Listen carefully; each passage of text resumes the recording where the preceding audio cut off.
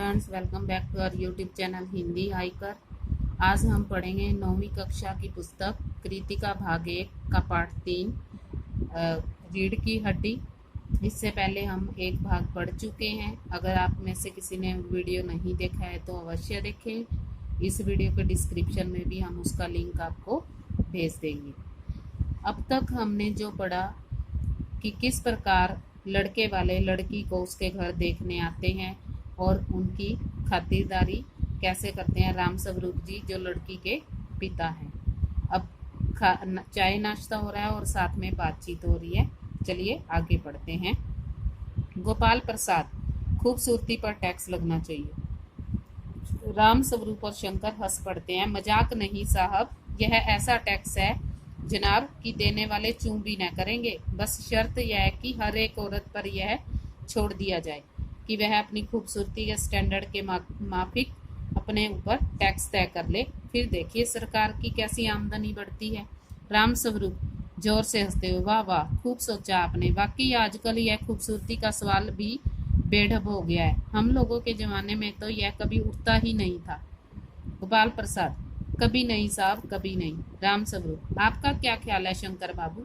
शंकर, किस मामले में राम स्वरूप? यही कि शादी तय करने में खूबसूरती का हिस्सा कितना होना चाहिए। गोपाल प्रसाद, यह बात दूसरी है बाबू राम स्वरूप। मैंने आपसे पहले भी कहा था कि लड़की का खूबसूरत होना निहायत जरूरी है, बहुत जरूरी है।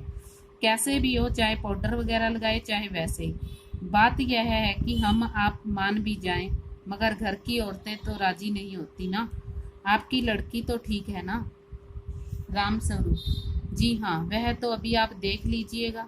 गोपाल प्रसाद, देखना क्या है, अब आपसे इतनी बातचीत हो चुकी है, तब तो यह रस्म ही समझिए। राम स्वरूप, यह तो आपका मेरे ऊपर भारी एहसान होगा। गोपाल प्रसाद, और जन्म पत्र भी मिल गया होगा। राम स्वरूप, जी जन्म पत्र का मिलना क्या मुश्किल बात है, ठाकुर जी के चरणों में रख दिया, बस खुद ब खुद मिल जाएगा। अब देखिए, जब भी लड़के और लड़की की शादी होती है तो दोनों तरफ से जन्म पत्री मिलाई जाती है, जिसे कुंडली भी कह देते हैं आपका। तो यहाँ भी वही बात चल रही है कि दोनों लड़की और लड़के का पिता आपस में जन्म पत्री की बात कर रहे हैं। गोपाल प्रसाद, यह ठीक कहा आपने, बिल्कुल ठीक।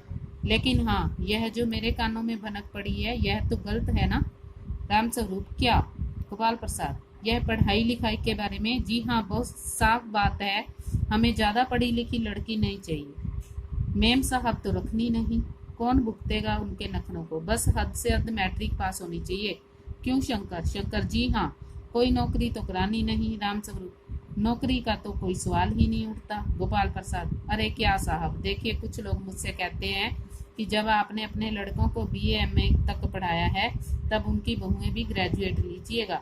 भला पूछिए इन अकल के ठेकेदारों से, क्या लड़कों की पढ़ाई और लड़कियों की पढ़ाई एक बात है? अरे मर्दों का तो काम है पढ़ना, काबिल होना, और औरतें भी वही काम करें तो अंग्रेजी पढ़ने लगी और पॉलिटिक्स वगैरह पर बहस करने लगी तो हो चुकी गृहस्थी। जनाब, मोर के पंख होते हैं मोरनी के नहीं, शेर के बाल होते हैं शेरनी के नहीं। राम स्वरूप, जी हाँ, मर्द के दाढ़ी भी होती है, औरत के नहीं। तो कहने का मतलब दोनों कितने पुराने विचारों के हैं, या उनकी जो बातें हैं उनसे पता चलता है कि वो स्त्री शिक्षा के काफी विरुद्ध हैं। परंतु राम स्वरूप देखो, राम स्वरूप की बेटी पढ़ी लिखी है, फिर भी वो उसे पढ़ी लिखी नहीं बताता। तो ये पुराने विचार ही उनके हैं। गोपाल प्रसाद, हाँ हाँ, वह भी सही है। कहने का मतलब यह है कि कुछ बातें दुनिया में ऐसी हैं जो सिर्फ मर्दों के लिए हैं, और ऊंची तालीम भी ऐसी चीजों में से एक है। राम स्वरूप, चाय और लीजिए। शंकर, धन्यवाद, पी चुका। राम स्वरूप, आप? गोपाल प्रसाद, बस साहब अब तो खत्म कीजिए। राम स्वरूप, आपने तो कुछ खाया ही नहीं, चाय के साथ टोस्ट नहीं थे, क्या बताएं वह मक्खन। गोपाल प्रसाद, नाश्ता ही तो करना था साहब, कोई पेट थोड़ा भरना है, और फिर टोस्ट वोस्ट मैं खाता भी नहीं। राम स्वरूप, मेज को एक तरफ सरका देते हैं और अंदर के दरवाजे की तरफ मुंह करके, अरे जरा पान भी जवा देना। गोपाल प्रसाद, जी नहीं। सादगी के कपड़े, गर्दन झुकी हुई है। बाबू गोपाल प्रसाद आंखें गाड़कर और शंकर आंखें छिपाकर उसे ताक रहे हैं। राम स्वरूप, आपकी लड़की है, लाओ बेटी पान मुझे दो। अपने पिता को दे देती है।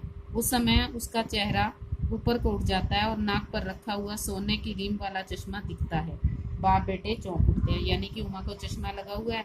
दोनों बाप पिता चौंक जाते हैं कि ये चश्मा। राम स्वरूप जी, वह तो पिछले महीने में उनकी आंखें दुखनी आ गई थी, सो कुछ दिनों के लिए चश्मा लगाना पड़ रहा है। गोपाल प्रसाद, पढ़ाई वढ़ाई की वजह से तो नहीं है कुछ? राम स्वरूप, नहीं साहब, वह तो मैंने अर्ज किया ने।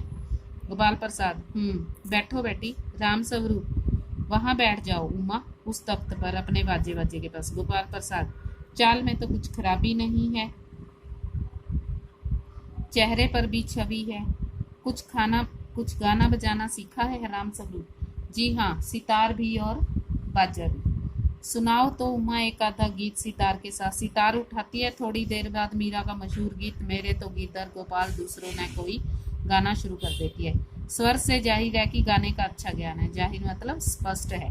उसके स्वर में तल्लीनता आ जाती है, यहाँ तक कि उसका मस्तक उठ जाता है। उसकी आंखें शंकर की जेबती सी आंखों से मिल जाती हैं और वह गाते गाते ही वहीं पर रुक जाती है। राम स्वरूप, क्यों, क्या हुआ? गाने को पूरा नहीं किया? पूरा करो उम्मा। गोपाल प्रसाद, नहीं नहीं साहब, काफी है, लड़की आपकी अच्छी गाती है। गोपाल प्रसाद, अभी ठहरो बेटी। राम स्वरूप, थोड़ा और बैठी रहो उम्मा। गोपाल प्रसाद, तो तुमने पेंटिंग वेंटिंग की भी? उमा चुप। राम स्वरूप, हाँ, वह तो मैं आपको बताना भूल ही गया कि यह जो तस्वीर टंगी है कुत्ते वाली, इसी ने खींची है, और वह उस दीवार पर भी। गोपाल प्रसाद, यह तो बहुत अच्छा है। और सिलाई वगैरह? राम स्वरूप, सिलाई तो घर के सारी सिलाई इसी के जिम्मे होती है, यहाँ तक कि मेरी कमीजें भी। गोपाल प्रसाद, ठीक, लेकिन हाँ बेटी, तुमने कुछ इनाम विनाम भी जीते हैं। उमा चुप। राम स्वरूप इशारे के लिए खांसते हैं, लेकिन उमा चुप है, उसकी तरह गर्दन झुकाए। गोपाल प्रसाद अधीर हो उठते हैं और राम स्वरूप सक पकाते हैं। राम स्वरूप, जवाब दो उमा, जरा शर्माती है, इनाम तो इसने। गोपाल प्रसाद, जरा इससे भी तो मुंह खोलना चाहिए। राम स्वरूप, उमा देखो आप क्या कह रहे हैं, जवाब दो।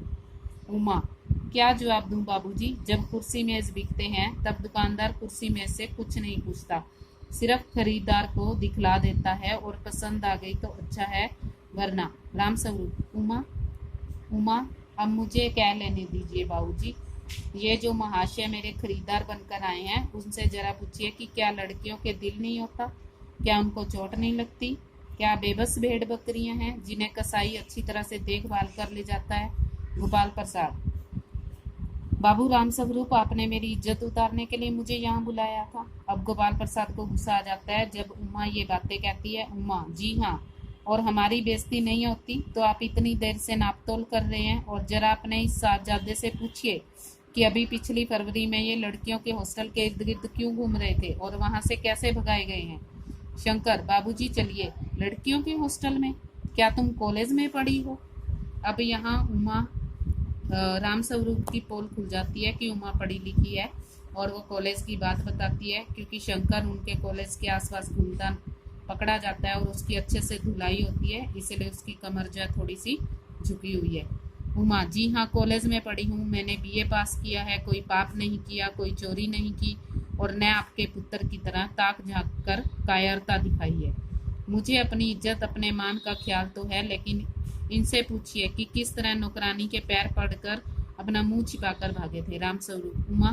गोपाल प्रसाद, बस हो चुका बाबू राम स्वरूप, आपने मेरे साथ दगा किया है, यानी कि धोखा किया है। आपकी लड़की बीए पास है, आपने मुझसे कहा था कि सिर्फ मैट्रिक तक पढ़ी है। लाइए मेरी छड़ी कहाँ है, मैं चलता हूँ।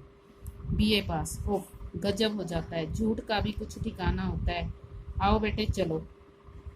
उमा, जी हाँ, जाइए, जरूर चले जाइए, लेकिन घर जाकर यह पता लगाइएगा कि आपके लाडले बेटे की रीढ़ की हड्डी भी है या नहीं, बैकबोन। उनके चेहरे पर बेबसी और गुस्सा आ गया और लड़के के मुंह पर रुलासा बन। दोनों बाहर चले जाते हैं और बाबू राम स्वरूप कुर्सी पर धम से बैठ जाते हैं। उमा सहसा चुप हो जाती है। प्रेमा का घबराहट की हालत में आना। प्रेमा, उमा रो रही है। रतन, बाबूजी मक्खन। अब देखो, इस एकांकी के माध्यम से जो लेखक है वो ये बताना चाहता है कि किस प्रकार लड़कियों की शिक्षा को पीछे रखा जाता है। रूढ़िवादी विचारों वाले लोग किस प्रकार लड़की की शिक्षा को आगे नहीं आने देते, और ये एक व्यंग्यात्मक एकांकी है जिसमें उमा खुद अपनी बात को संभालती है और खुद उन्हें बताती है कि वो कैसे पढ़ी लिखी है और कैसे उनके बेटे को जानती है। अगर आपको ये वीडियो पसंद आता है तो लाइक करें, शेयर करें, कमेंट करें और चैनल को सब्सक्राइब अवश्य करें और साथ में दिए गए बेल आइकन को भी दबाएं ताकि आपको अगली वीडियो का नोटिफिकेशन जल्द से जल्द मिल सके। धन्यवाद।